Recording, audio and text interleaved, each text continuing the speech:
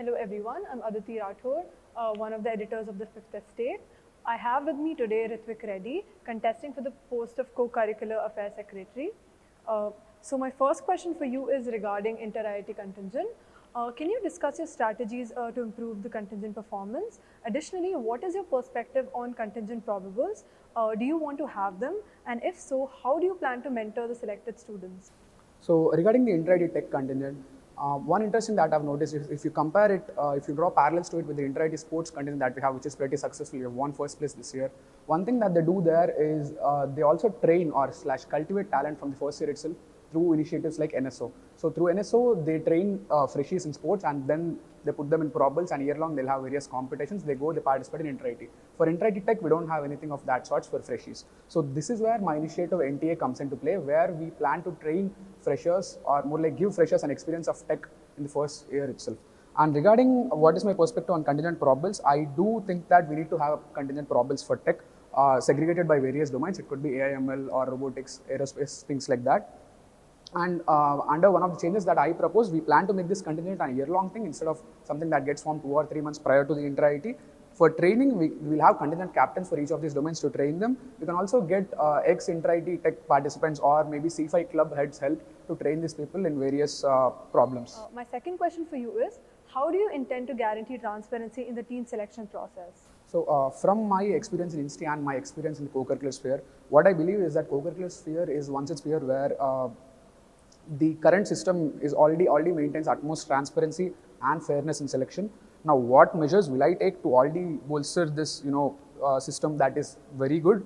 Is one, you could say, have clear-cut criteria of selection, where why one person is getting selected or not. Two, document and this selection criteria, and there should be documentation for the reasons as to why a certain person is selected or a certain person is not selected. And the third step is to make these documentations available to public whenever someone requests this. So I think these are some ways in which we can ensure transparency.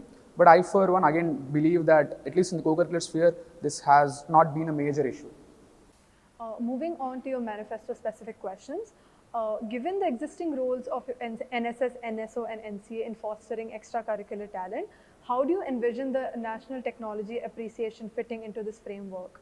Considering our institute's focus on technology, how do you plan to differentiate NTA and what domains do you propose introducing under it?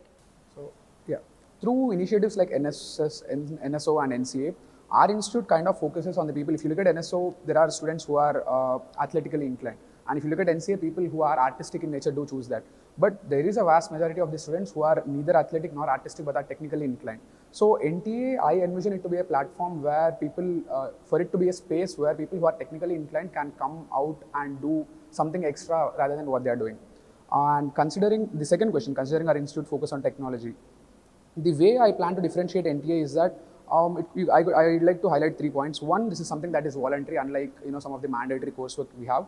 Two, we are taking a much more holistic approach here, where there isn't any pressure of grades or exams or assignments. So this is something where you could say if a student is interested in a particular domain, it's his sheer curiosity or love towards that domain that is driving him in this. And three, what domains do I propose introducing under NTA? So for this, I would like to look at the domains which are not academic. Oh, time's up.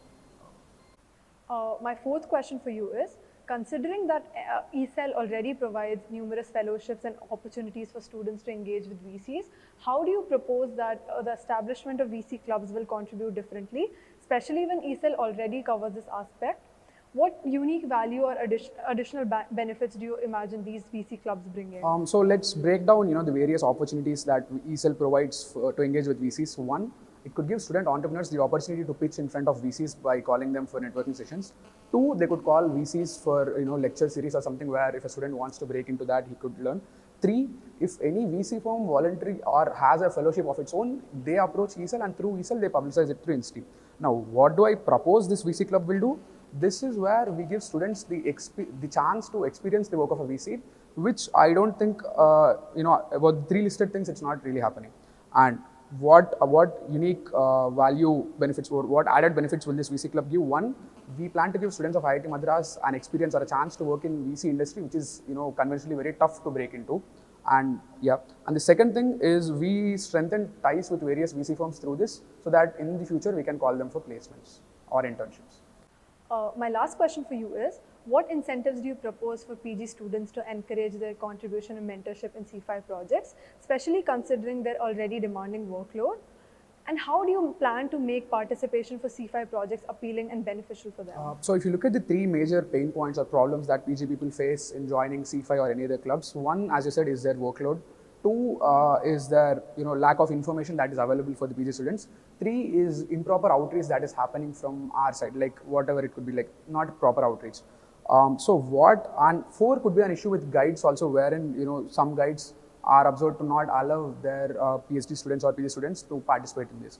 So with the structure I propose, we're solving multiple problems. So the structure I propose is not allow PG people to join in C5 as project mentors, but not as project members. One, this will solve the workload issue because mentor is a much less rigorous option or a job than that of a project member.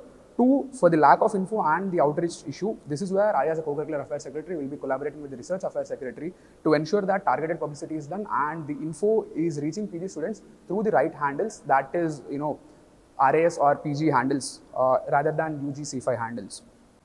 Thank you and all the best for your campaign.